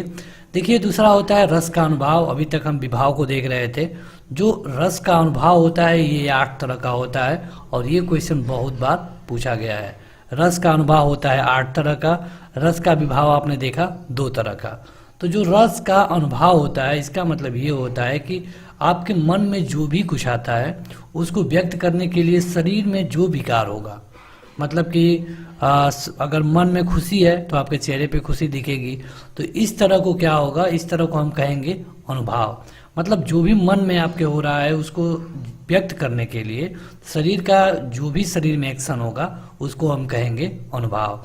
ये होते हैं 8 तरह का, और ये क्वेश्चन बहुत बार पूछा गया है। कौन कौन होते हैं? स्तंभ, स्वेद, रोमांच, स्वरभंग, कंप, विवर्ता, अश्रु या फिर प्रलय। मतलब अगर दुख है अंदर तो आपके आंखों से आंसू आते हैं। तो मतलब जो मन का भाव ऊपर लाता है शरीर पे, शरीर के अंगों में लाता है, उसे हम कहेंगे विभाव, अनुभव। तो ये होते हैं 8 तरह के। अब देखेंगे तीसरा, ये होता है संचारी भाव। संचारी भाव का मतलब ये होता है कि जो आपके भाव शरीर पे आ रहे थे उसके साथ इनका भी संचरण होता है, मतलब कि ये भी उन्हीं के साथ ही आते हैं, और इनकी संख्या होती है 33। कई बार ये क्वेश्चन पूछा गया है कि रस में संचारी भाव कितने होते हैं। ऑप्शन दे दिया जाएगा 8, 2, 33 या फिर 36। तो सही उत्तर है 33। संचारी भावों की संख्या होती है 33। ये वीडियो 2016 में भी एक बार पूछा जा चुका है। अगला है और चौथा अस्थाई भाव। तो अस्थाई भाव का मतलब ये होता है कि जो भी आपका रस होता है इसका मेन अवस्था में, मतलब कि इसकी शुरुआत ही वहीं से होती है, इसको हम कहते हैं अस्थाई भाव। और जितने रस होंगे उतने ही अस्थाई भाव होते हैं। इस समय आचार्य ने जब 2 और रसों को जोड़ दिया तो इस समय रसों की संख्या हो गई 11, यानी कि हमारे पास अस्थाई भाव भी कितने होंगे? 11। यानी कि हर एक रस का अलग अलग अस्थाई भाव होता है, और ये क्वेश्चनों में कई बार पूछा गया है। चलिए देखते हैं रस जो 11 हमने बताया वो कौन कौन से हैं। तो ये है श्रृंगार, हास्य, रौद्र, करुण, वीर, अद्भुत, विभत्स, भयानक, शांत, वात्सल्य और भक्ति रस। तो ये हैं 11 रस, और इनको विस्तार में आपको पढ़ना होगा क्योंकि यहाँ से डायरेक्ट क्वेश्चन पूछे जाते हैं। अभी तक जो आपने पढ़ा उससे उतने क्वेश्चन नहीं पूछे जाएंगे, केवल प्रकार ही पूछा जाता है। शुरू करते हैं श्रृंगार रस से। श्रृंगार रस से इसलिए क्योंकि इसे रसों का राजा कहते हैं। इसे हम रसों का राजा कहते हैं, या फिर आप इसे रसपति भी कह सकते हैं। और जो देखिए, हर एक रस में आपको एक चीज़ जरूर याद रखना है, इसका जो अस्थाई भाव है ये जरूर पूछा जाता है। रसों से एक क्वेश्चन जरूर बनता है अस्थाई भाव के। तो जो श्रृंगार रस है इसका अस्थाई भाव होता है रति या फिर प्रेम। यानी कि जो श्रृंगार है उसको हम रसराज कहेंगे या फिर रसपति कहेंगे, और इसका अस्थाई भाव होता है रति या फिर प्रेम। जैसे कि यहाँ पे देखिए एक उदाहरण दिया गया है, दुल्हा श्री रघुनाथ बने दुल्ही सिय, सुंदर मंदिर माही, गावती गीत सबय मिली, सुंदर वेद जुआ जड़ भी पढ़ाई। मतलब कि जहाँ पर कहीं श्रृंगार की बात हो, प्रेम की बात हो, तो वहाँ पे श्रृंगार रस होता है। यहाँ पे स्पष्टीकरण देख सकते हैं। इस जो यहाँ पे एक उदाहरण दिया गया है इसमें रति है, रति मतलब कि प्रेम है, और जहाँ पर प्रेम हो वहाँ पे श्रृंगार रस होता है। श्रृंगार रस के भी कई भाव हो सकते हैं, जैसे कि आपने देखा कि रसों के 4 भाग होते हैं। तो श्रृंगार का जो अस्थाई भाव है ये है रति, और इसका जो आलंबन है नायक और नायिका, इसमें जो उद्दीपन है इसमें या तो प्रकृति का वर्णन होता है, या फिर पक्षियों के बोलने का वर्णन होता है, या फिर उपवन का मतलब कि वन का वर्णन होता है, या फिर चांदनी का वर्णन होता है। और इसमें अनुभाव आप देखेंगे कि इतने तरह के प्रयोग में लाए जाते हैं। श्रृंगार रस भी दो प्रकार का होता है। इसमें एक होता है संयोग श्रृंगार और दूसरा होता है वियोग श्रृंगार। यानी कि संयोग जहाँ पे मिलन वाली बात होगी और वियोग मतलब कि जहाँ पे बिछड़ने वाली बात होगी। तो संयोग श्रृंगार रस में क्या होता है कि इसमें संयोग काल में जो नायक और नायिका हैं इनमें परस्पर रति और इसमें मिलने की बात होती है। यहाँ पे होगा संयोग श्रृंगार रस। जैसे कि वर्तस लालस लाल की मुरली धरी लुकाए, सौहे कहें भवन हंसी, दैन कहें नटी जाए। तो यहाँ पे जहाँ पर भी एक मिलने वाली बात होती है वहाँ पे संयोग श्रृंगार रस होता है। जो अगला होता है वियोग श्रृंगार रस, इसमें क्या होता है कि मिलने का अभाव होता है, मतलब कि दूरी होती है, तो इसे हम कहते हैं वियोग श्रृंगार रस। तो इसमें आप देख सकते हैं उदाहरण कि निस्दिन वर्षत नयन हमारे, सदा रहित पावस ऋतु हम पे, तबते श्याम सिधारे। मतलब कि जब से श्याम गए हैं तब से हमारी आंखों से हमेशा आंसू आते हैं। तो ये हो गया श्रृंगार रस के दो भाग। अब देखेंगे अगले रस को जो है हास्य रस। हास्य रस का स्थायी भाव होता है हास। आपको अस्थायी भाव जरूर याद रखना है। तो हास्य रस का स्थायी भाव होता है हास, मतलब जहां पर किसी वस्तु व्यक्ति को देख करके आपके मन में प्रसन्नता या फिर हंसी का भाव आए वहां पर हास्य रस होता है। जैसे कि बुरे समय को देख कर गंजे तू क्यों रोए, किसी भी हालत में तेरा बाल न बाका होए। तो ये है एक हास्य रस का। जैसे कि कभी कह रहा है उस गंजे व्यक्ति से कि लोग कहते हैं कि कोई मेरा बाल भी बांका नहीं कर सकता, लेकिन तुम क्यों परेशान हो, तुम्हारा तो कोई बाल ही नहीं है। तो यहाँ पे हास्य रस दिया गया है। खास बात आपको एक बार और बता दें कि यहाँ पे आपको जो उसका स्थायी भाव है इसको ध्यान रखना जरूरी है। रौद्र रस है तीसरे नंबर का रस और इसका जो स्थायी भाव होता है ये होता है क्रोध। मतलब कि जहाँ पर किसी व्यक्ति को या फिर कोई किसी विषय को सुन करके कहीं पर क्रोध आए उसे हम कहेंगे रौद्र रस। जैसे कि श्री कृष्ण के वचन सुना अर्जुन क्षोभ से जलने लगे, सब शील अपना भूल कर करतल युगल मलने लगे, संसार देखे अब हमारे शत्रु रण में मृत पड़े, करते हुए यह घोषणा वे हो गए उठकर खड़े। तो यहाँ पे जो महाभारत युद्ध हो रहा था उस समय की बात है, जब भगवान कृष्ण ने अर्जुन को गीता का उपदेश दिया है, उस समय की बात लिखी गई है। तो जहाँ पर भी आपके मन में क्रोध आए वहाँ पर रौद्र रस होता है। यानी कि रौद्र रस का स्थायी भाव क्या है, क्रोध। कई बार एग्जाम में क्या होता है कि उदाहरण दे देता है और आपसे रस पूछ लेता है, इसलिए जरूरी है कि आपको कई उदाहरण को पढ़ना होगा। लेकिन यहाँ पे हम केवल 1 से 2 उदाहरण दे रहे हैं ताकि आपको अच्छे से हम समझा पाए। करुण रस है। करुण रस का स्थायी भाव होता है शोक। मतलब कि जहाँ पर हमारे मन में शोक की अनुभूति होती है वहाँ पे करुण रस होता है। ये जो करुण रस होता है ये अपने किसी का विनाश हो जाए या फिर कोई तरह विनाश हो जाए तो उस तरह, मतलब जहाँ पर भी आपके मन में शोक का भाव आए वहाँ पे करुण रस होगा। जैसे कि रही खर कति हाय सूलसी, पीड़ा उरके दशरथ के, ग्लानि त्रास वेदना विमंडित, श्राप कथा वे कह ना सके। तो जहाँ पर भी किसी के मन में शोक का भाव उत्पन्न हो वहाँ पर करुण रस होगा। अगला है वीर रस। तो वीर रस का जो स्थायी भाव होता है ये होता है उत्साह। मतलब कि जब भी किसी रचना से या फिर किसी व्यक्ति के किसी कथन से कहीं से भी मन में उत्साह की जागृति हो तो वहाँ पे वीर रस होता है। यानी कि उदाहरण देखेंगे आप, बुंदेले हर बोलो के मुख हमने सुनी कहानी थी, खूब लड़ी मर्दानी वो तो झांसी वाली रानी थी। तो ये जहाँ पर भी जिस कथन को या फिर वाक्य को या फिर किसी व्यक्ति के वचन को सुन करके वीरता जैसे स्थायी भाव की उत्पत्ति हो आपके मन में तो वहाँ पे होगा वीर रस। वीर रस का स्थायी भाव होता है उत्साह। अगला है अद्भुत रस। तो अद्भुत रस का स्थायी भाव होता है आश्चर्य। मतलब कि जब भी किसी की स्थिति को या फिर कोई कंडीशन देख करके मन में आश्चर्यजनक जो भाव उत्पन्न होता है वहाँ पे अद्भुत रस होता है। इसका स्थायी भाव होता है आश्चर्य। मतलब कि जब आश्चर्य होगा वहाँ पे जो भी रस होगा उसे हम कहेंगे अद्भुत रस। जैसे कि देख यशोदा शिशु के मुख में सकल विश्व की माया, क्षण भर की वह बनी अचेतन, हिल न सकी कोमल काया। मतलब कि ये तब का दृष्टांत दिया गया है जब कृष्ण भगवान छोटे थे और उन्होंने मिट्टी खा लिया था और जब उनकी माता कहती है कि मुंह खोलो और जब वो मुंह खोलते हैं तो उनकी माता को उसमें पूरा ब्रह्मांड दिखता है। तो ये यहाँ पे कहा गया है। तो यहाँ पर जहाँ पर भी आश्चर्य का भाव आए वहाँ पे होता है अद्भुत रस। अगला है विभत्स रस। तो विभत्स रस का जो अस्थायी भाव होता है ये होता है जुगुप्सा। जुगुप्सा मतलब कि घृणा। कई लोग कंफ्यूज होते हैं। जुगुप्सा मतलब होता है घृणा, मतलब कि जब किसी व्यक्ति, वस्तु या किसी के विचार को देख करके आपके मन में घृणा का भाव उत्पन्न हो तो वहाँ पे जो रस होगा ये होगा विभत्स रस। इसका अस्थायी भाव जानिए, ये होता है जुगुप्सा।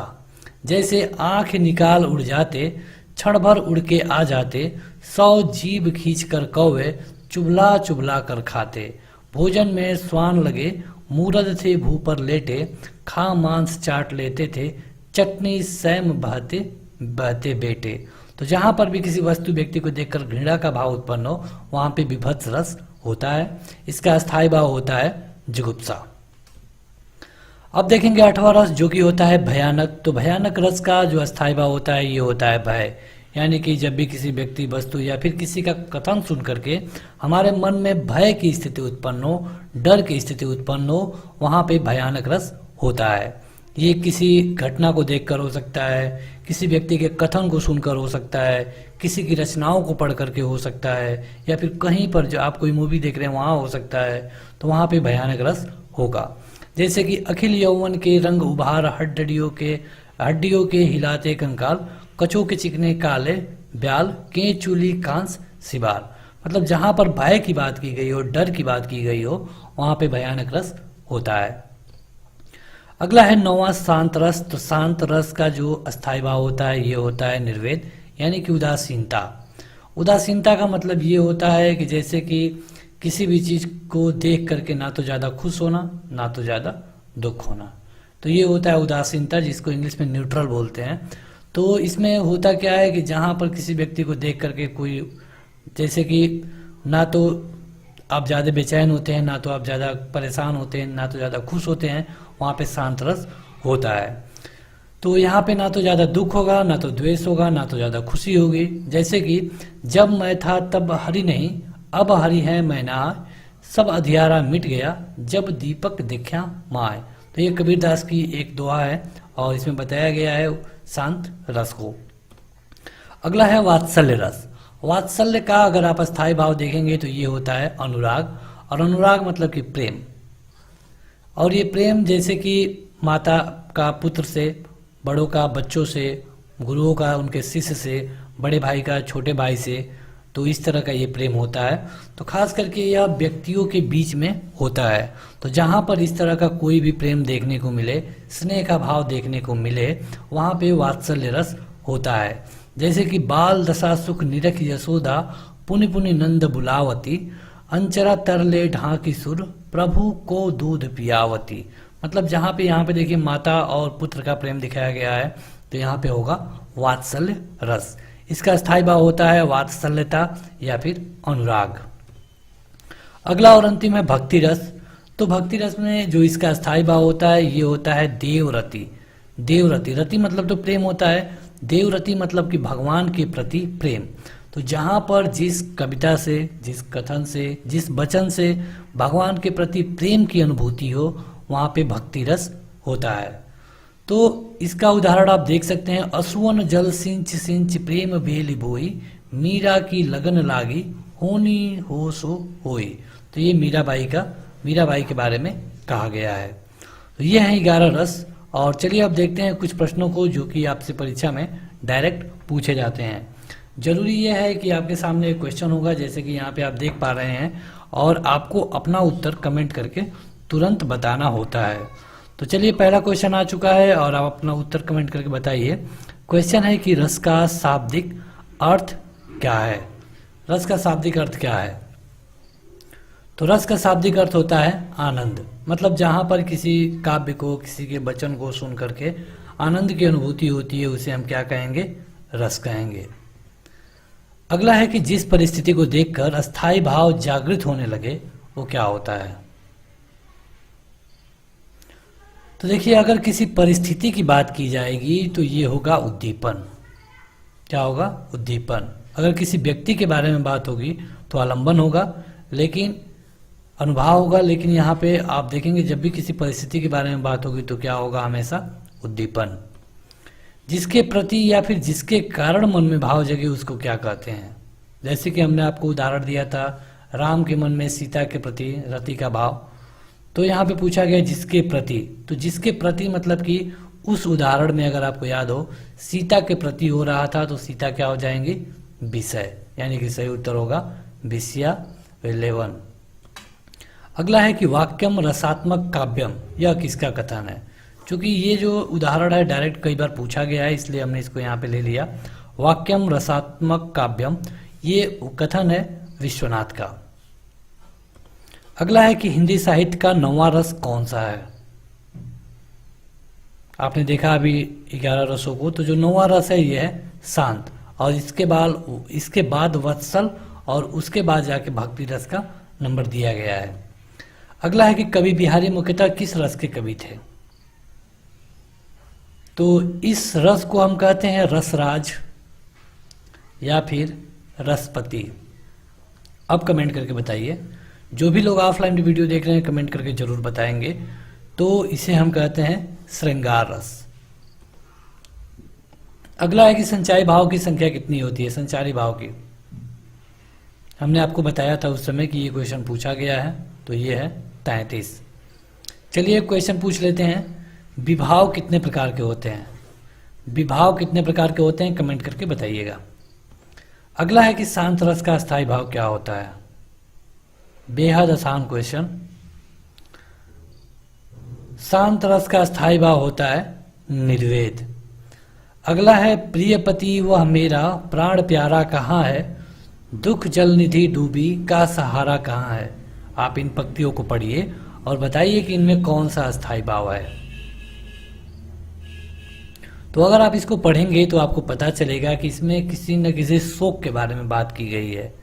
शोक के बारे में बात की गई है, यानी कि इसका जो अस्थायी भाव होगा शोक होगा, और इसमें अस्थायी भाव ही पूछा गया है।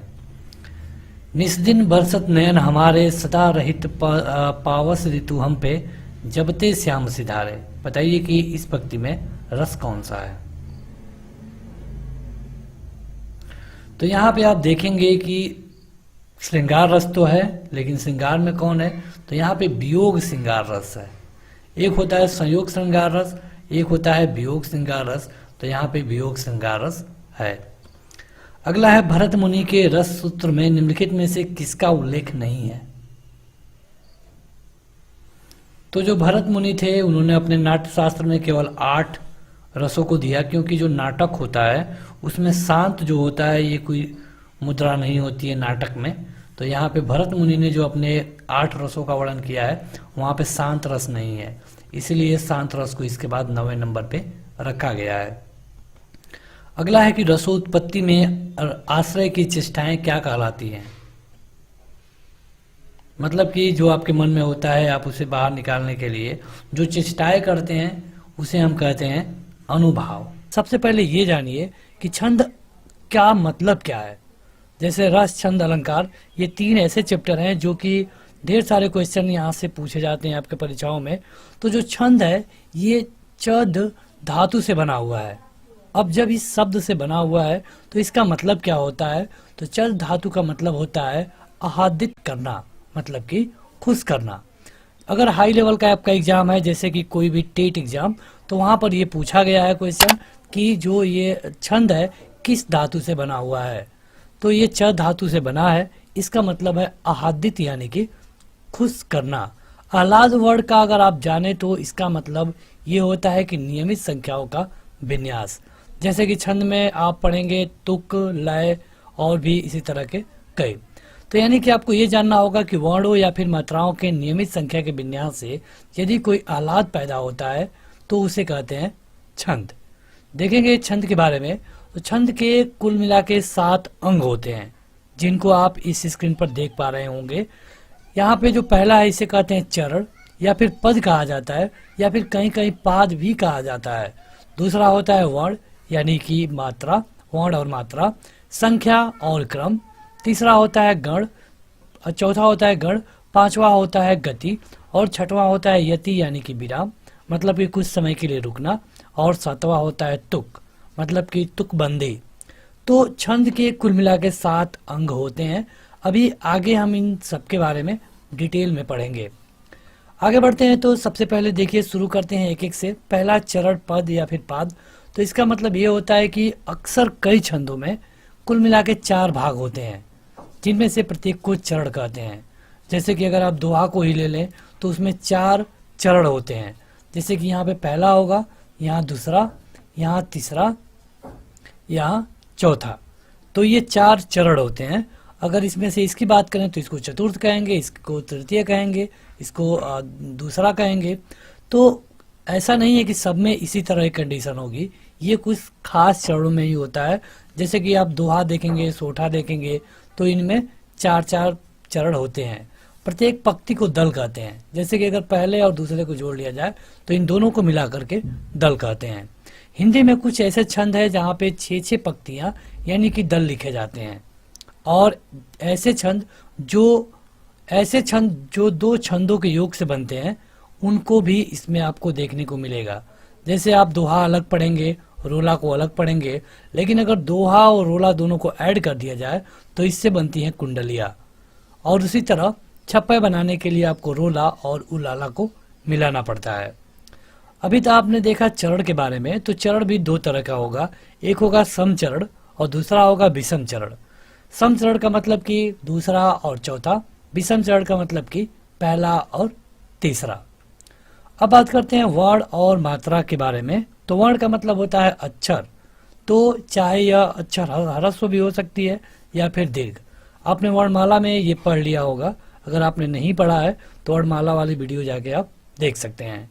जिस ध्वनि में अगर कोई भी स्वर नहीं होगा, जैसे कि हलंत शब्द में चाहे राजन शब्द में न में संयुक्ताक्षर का प्रयोग हुआ है, जैसे कि कृष्ण में स्व आधा है, तो उसे वर्ण नहीं माना जाएगा।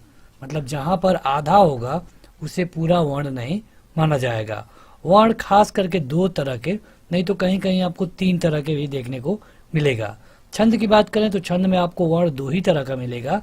पहला ह्रस्व स्वर, जिनके उच्चारण में कम समय लगता हो। दूसरा होता है दीर्घ स्वर, जिनके उच्चारण में ह्रस्व से ज्यादा समय लगता हो। ह्रस्व मतलब कि अ, ई, उ, रे, इस तरह। और दीर्घ का मतलब कि आ, बड़ी ई, बड़ा उ, ए, आए, ओ और औ। इनसे जो मात्राएं बन सकती हैं, जो उदाहरण बन सकते हैं, यहाँ पे आप उनको देख सकते हैं। आगे बढ़ते हैं, लेकिन बता दें कि अगर आप इसे लाइन बाय लाइन पढ़ना चाहते हैं, जैसे कि यहाँ पे आपको दिख रहा होगा, तो इस वीडियो को देखने के बाद ऐप पे जाइए। ऐप पे जाके आप उसे लाइन बाय लाइन पढ़ सकते हैं कभी भी। मात्रा की बात करें तो मात्रा का मतलब ये होता है कि जब हम किसी ध्वनि या फिर वर्ण का उच्चारण करते हैं तो उस दौरान को हम क्या कहते हैं, मात्रा। ह्रस्व के उच्चारण में हमने आपको बताया कि जो समय लगता है वह दीर्घ से आधा लगता है। मतलब कि ह्रस्व में कम लगेगा, दीर्घ का आप उच्चारण करेंगे तो ज्यादा टाइम लगेगा। ह्रस्व में अभी आपने देखा अ, ई, उ और री, और दीर्घ मतलब कि आ, बड़ी ई, बड़ा उ, ए, आए, ओ और औ। अब देखते हैं लघु और गुरु वर्ग के वर्ण के बारे में। यहाँ पे देखिए कुछ ऐसे चिन्ह आएंगे जो कि आपको उनको लघु में काउंट करना होगा।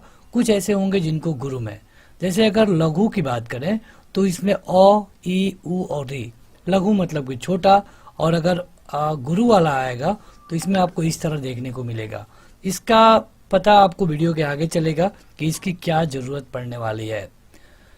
जैसे कि अगर गुरु वर्ण में आप देखेंगे तो इस तरह है, जैसे कि जो बड़ी मात्राएं वाली है, दीर्घ वाली, वो गुरु वाले में काउंट किए जाएंगे।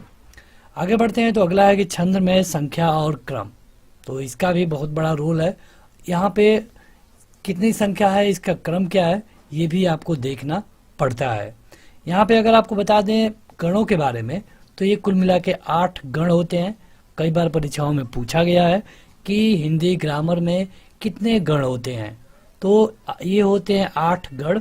अगर इनको आप 60 भाषा में, मतलब 60 में याद रखना चाहें तो ये है या माता राज भान सलगा, या माता राज भान सलगा, ये आप 60 में याद रख सकते हैं। लेकिन अगर आपको विस्तार में चाहिए तो पहला होता है यगड़, मगड़, तगड़, रगड़, जगड़, भगड़, नगड़ और सगड़। 60 में याद रखिए या माता राज भान सलगा। तो हिंदी में 8 गण होते हैं, ये आपको पूरी अच्छे तरीके से याद कर लेना है। जैसे कि अगर हम यमाता के बारे में देखें, यमाता, तो यहाँ पे आप देखेंगे कि य में कितनी मात्राएं हैं, तो ये ह्रस्व में आएगा। जब ह्रस्व में आएगा तो इसमें आपको एक मात्रा काउंट करना है।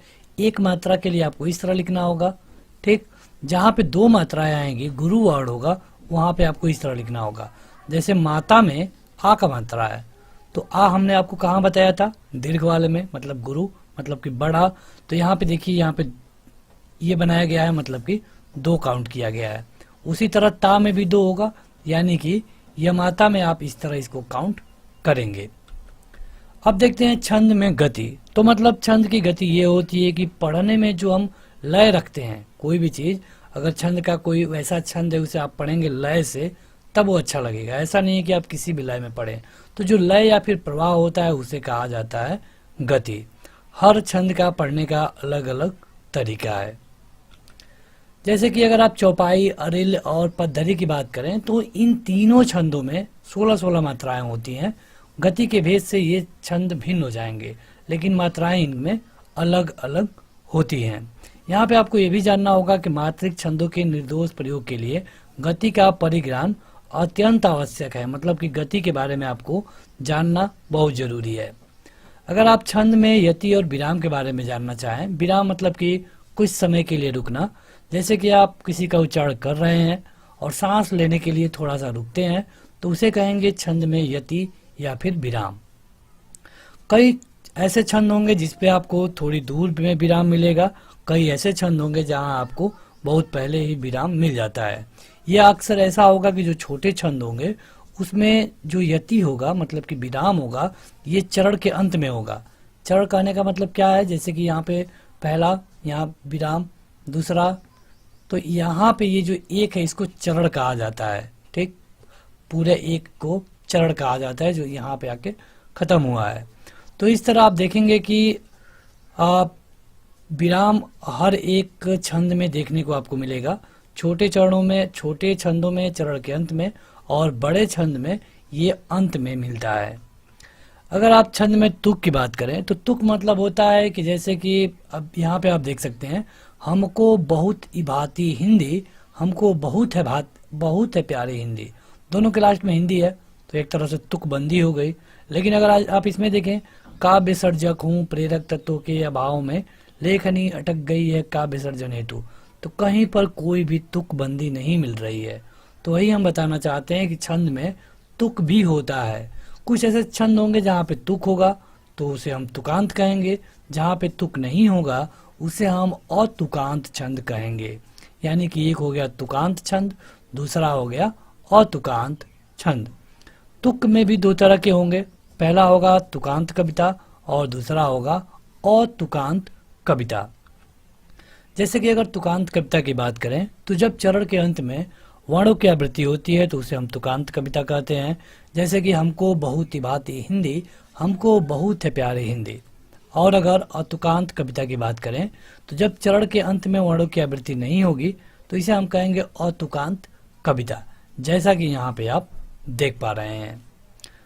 आगे बढ़े तो अगला है कि छंद के भेद के बारे में। अब देखिए, अभी तक जो था ये हाई लेवल के एग्जामों में पूछा जाता था, लेकिन अब से इस वीडियो में जो भी होगा ये आपका जो 10th और 12th लेवल पे एग्जाम होते हैं, चाहे जो भी हो, चाहे यूपी SSS, यूपी पुलिस या फिर जो भी एग्जाम, तो यहाँ पे जो भी क्वेश्चन पूछे जाएंगे यहाँ से मिलेगा।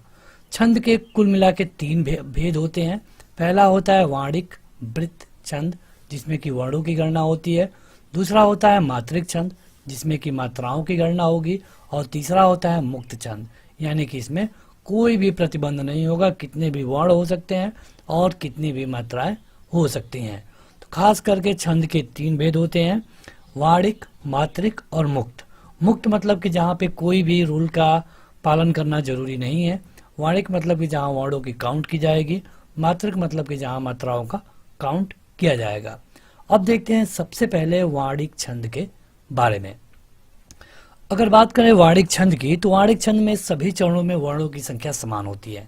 सबसे खास बात है कि सभी चरणों में वर्णों की संख्या समान होंगी। आपसे परीक्षा में वाणिक और मात्रिक में आपको कंफ्यूज कर सकता है एग्जामिनर, इसलिए आपको अच्छे से समझना होगा कि वाणिक छंद वही होगा जिसके सभी चरणों में वर्णों की संख्या समान होंगी। इसमें लघु और गुरु का क्रम समान रहता है। लघु मतलब कि जो अ है, छोटी ई है, छोटा ऊ है। गुरु मतलब कि दीर्घ वाले, मतलब कि आ, बड़ी ई, बड़ा ऊ। तो इनका जो क्रम है लगभग समान रहता है। कुछ प्रमुख वाणिक छंदों के बारे में जानिए, जैसे कि प्रमाणिका, इसमें 8 वर्ण होते हैं। स्वागता, भुजंगी, शालिनी, इंद्रवजा, दोधक, इन सभी में 11 वर्ण होते हैं। वैशस्थ, भुजंग प्रयाग, द्रुत विलंबती, तोटक, इन सभी में 12 वर्ण होते हैं। बसंत तिलिका 14 वर्ण होता है। मालिनी 15 वर्ण होता है। पंचचामर, चंचला 16 वर्ण होते हैं। मंदक्रांता, शिखरिणी, इसमें 17 वर्ण होते हैं। श्राद्धुल विकृति 19 वर्ण होता है। स्तंधरा 21 वर्ण। सवैया 22 से 26। घनाक्षरी 31। रूप घनाक्षरी 32। देव घनाक्षरी 33। कवित्त या फिर मनहरण 31 से 33। तो ये तो रहा पूरा मतलब वाणिक छंद, जितना आपसे पूछा जा सकता है। इसमें महत्वपूर्ण क्या है ये भी जान लीजिए, कौन कौन अभी तक परीक्षाओं में पूछा जा चुका है। रही बात कि आप इसे अगर लाइन बाय लाइन पढ़ना चाहते हैं तो वीडियो देखने के बाद उस ऐप पे जाइए, वहाँ पे आपको हिंदी ग्रामर में जाना होगा। वहाँ पे आप जाके इसे आसानी से पढ़ सकते हैं। जिस तरह यहाँ पे आपको लिखा हुआ मिल रहा है उस तरह वहाँ पर भी आपको लिखा हुआ मिलेगा। यहाँ पे देखिए कई बार प्रमाणिका के बारे में पूछा गया है। उसके बाद से प्रमाणिका के साथ टोटक भी 1-2 बार पूछा गया है। टोटक के बाद अगर आप देखेंगे तो सवैया को पूछा गया, बहुत बार सवैया के बारे में पूछा गया है। घनाक्षरी के बारे में पूछा गया है और देव घनाक्षरी के बारे में पूछा गया है। कहने का मतलब ये है कि जिनको अभी हम बता रहे हैं ये बेहद महत्वपूर्ण है, बाकी सबको आप अपनी जानकारी के लिए याद कर सकते हैं। यही प्रमुख वाणिक छंद है जो कि विभिन्न परीक्षाओं में पूछे जाते हैं। अब देखिए ये तो था वाणिक छंद। अब बात करेंगे मात्रिक छंद के बारे में। मात्रिक छंद के सभी चरणों में मात्राओं की संख्या समान होती है, लेकिन लघु और गुरु के क्रम पे ध्यान नहीं दिया जाता है। जैसे अभी आपने वाणिक छंद देखा जिसमें सभी में वर्णों की संख्या समान होती है। अब ये मात्रिक छंद है। मात्रिक छंद में भी कई तरह के होंगे, जैसे कि आपको सम मात्रिक छंद मिलेगा, अर्ध सम मात्रिक छंद मिलेगा और विषम मात्रिक छंद मिलेगा। तो सबसे पहले हम बात करेंगे सम मात्रिक छंद के बारे में। सम मात्रिक छंद का मतलब ये होता है, इसमें जो मुख्य है इसमें है अहिर जिसमें 11 मात्राएं होती हैं, तोमर 12 मात्राएं, मानव 14 मात्राएं और अरिल्य, पद्धरी, पद्धाटिका और चौपाई इसमें 16 मात्राएं। चौपाई को स्टार मार्क करिए, बहुत बार पूछा गया है। चौपाई के बारे में पूछा जाता है कि कितनी मात्राएं होती हैं, या फिर ये मात्रिक छंद है या फिर वाणिक छंद है, ये बहुत बार पूछा गया है। पीयूष वर्ष या फिर सुमेरु दोनों में 19 मात्राएं होती हैं। राधिका 22 मात्राएं होती हैं। रोला, दिक्पाल, रूपमाला इन तीनों में 24 मात्राएं होती हैं। गीतिका में 26 और हरि गीतिका में 28, ये दोनों बहुत बार पूछा गया है। इसी तरह सरसी में 27, सार में 28 और तांटक में 30 मात्राएं होती हैं। अल्हा में 31 मात्राएं होती हैं। तो देखिए मात्रिक छंद में जो सबसे ज्यादा बार पूछा गया है ये है चौपाई, गीतिका, हरि गीतिका और रोला। ये 3-4 ऐसे हैं जो कई बार परीक्षाओं में रिपीट किए गए हैं। ये तो था मात्रिक छंद के अंतर्गत पहला सम मात्रिक छंद। अब देखेंगे विषम मात्रिक छंद को, लेकिन उससे पहले आप देख लीजिए अर्ध सम मात्रिक छंद। जैसा कि आपको नाम से ही पता चल जाता है कि अर्ध सम मात्रिक मतलब कि आधा बराबर। इसमें आता है बरवय, जैसे कि इसमें विषम चरण में 12 मात्राएं होंगी और सम चरण में 7। विषम कहने का क्या मतलब है, तो पहला और तीसरा। सम कहने का क्या मतलब है, दूसरा और चौथा। जैसे अगर हम उदाहरण के लिए आपको समझा दें तो आप देखिए, कारज धीरे होत हैं, काहे होत अधीर, तो ये पहला हो गया, ये दूसरा हो गया। समय पाए तरुवर फरे, केतक सींचो नीर, ये तीसरा हो गया और ये चौथा हो गया। ठीक, तो यहाँ पे अब पहले और तीसरे की बात की जाएगी। कारज धीरे होते हैं, समय पार तरुवर फरे, तो इन्हें आप देखेंगे कि विषम चरण कहा गया है। लेकिन अगर इस दूसरे और चौथे की बात करें तो इनको सम चरण कहा गया है। तो जो बरवय होता है इसके विषम चरण में 12-12 मात्राएं होती हैं और सम चरण में 7 मात्राएं होती हैं। उदाहरण देते हैं दोहा पे, तो दोहा के विषम चरण में 13-13 मात्राएं और सम चरण में 11-11 मात्राएं। देखिए विषम में था 13 और सम में था 11, यानी कि पहले और तीसरे में 13-13, दूसरे और चौथे में 11-11 मात्राएं होनी चाहिए।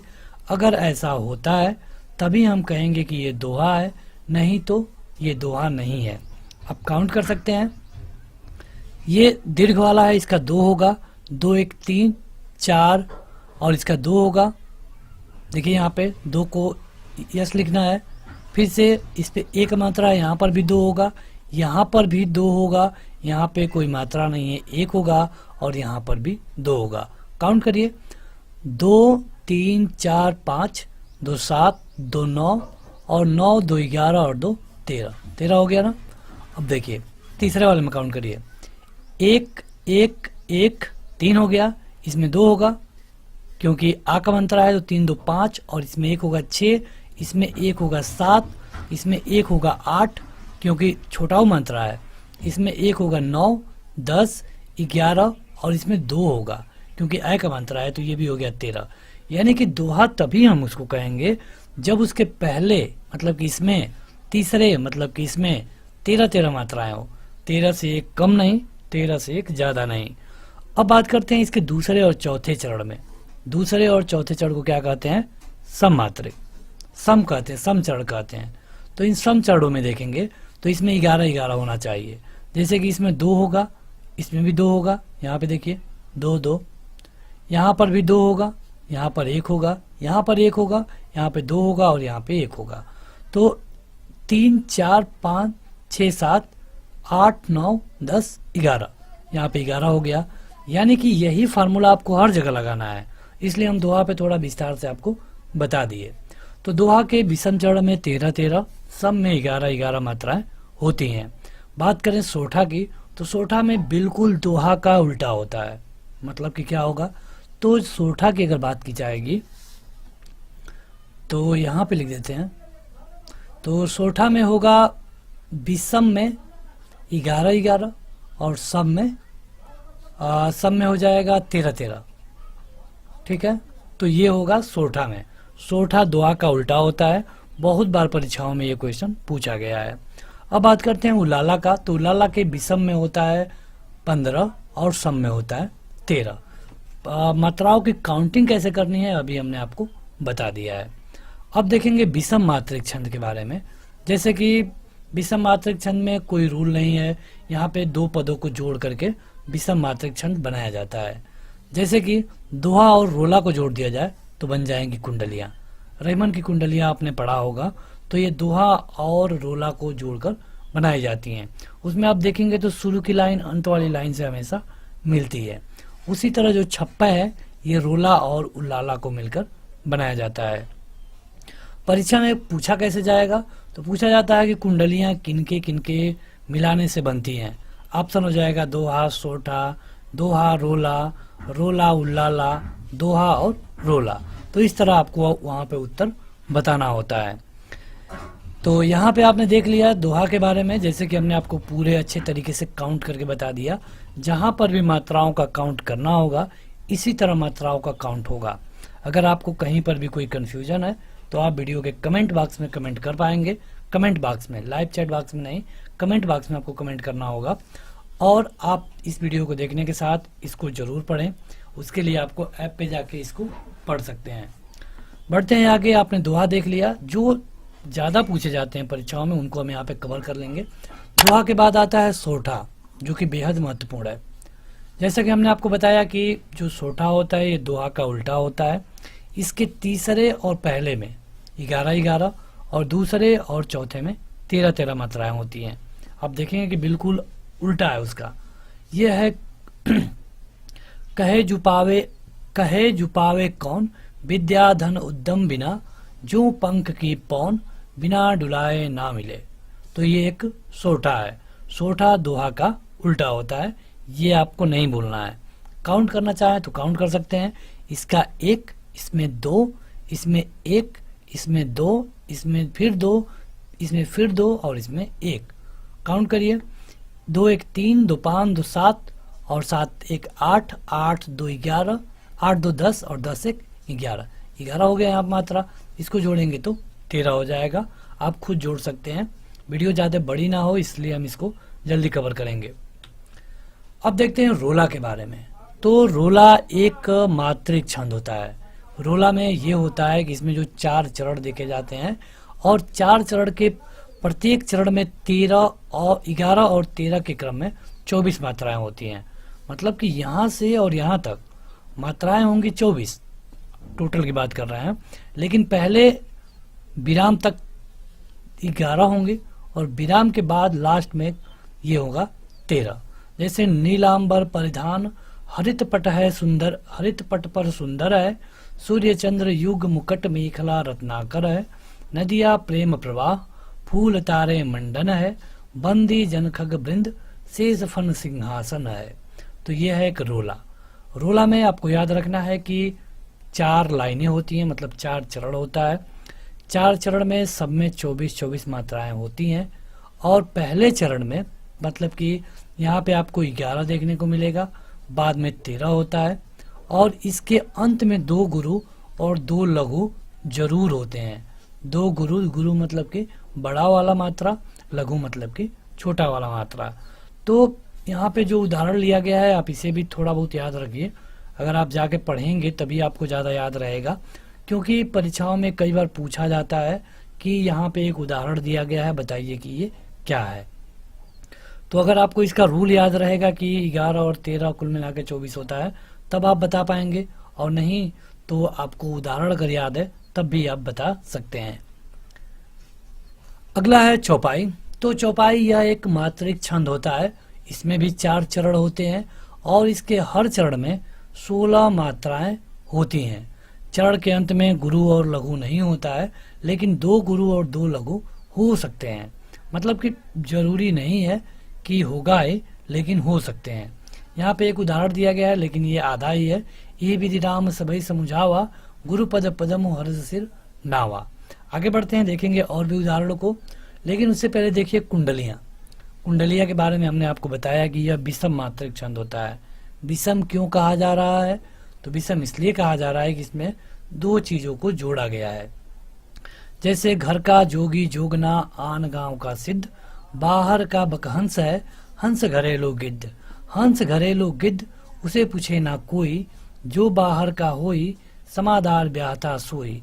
चित्त वित्त यह दूर, कभी न किसी की होगी, बाहर ही धक्के खाएगा घर का जोगी।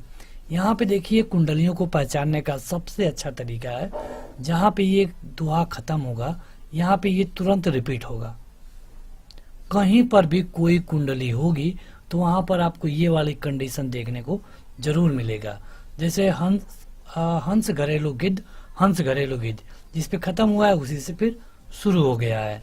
तो ये कुंडलियाँ होती हैं, इनमें 6 चरण होते हैं। 2 चरण में जो पहला 2 चरण है ये दोहा होगा। दोहा में क्या होता है? तो 13 11। चलिए कमेंट करके बताइए सोठा में क्या होता है। सोठा में क्या होता है ये आप कमेंट करके बताइए। तो दोहा में 13 11 आप गिन सकते हैं, 1 2 3 4 5 6 7 8 9 10 11 और इसमें 2 13 हो गया। और इसके बाद जो ये 4 चरण मिल रहे हैं, ये 4 चरण उलाला के होते हैं। तो एक चीज तो ये है कि पहले दोहा है और 6 चरण में है तो ये कुंडलियां हो गई, या फिर आप ये भी देखिए कि ये रिपीट हो रहा है। जब रिपीट हो गया तो ये कुंडलियां ही होंगी।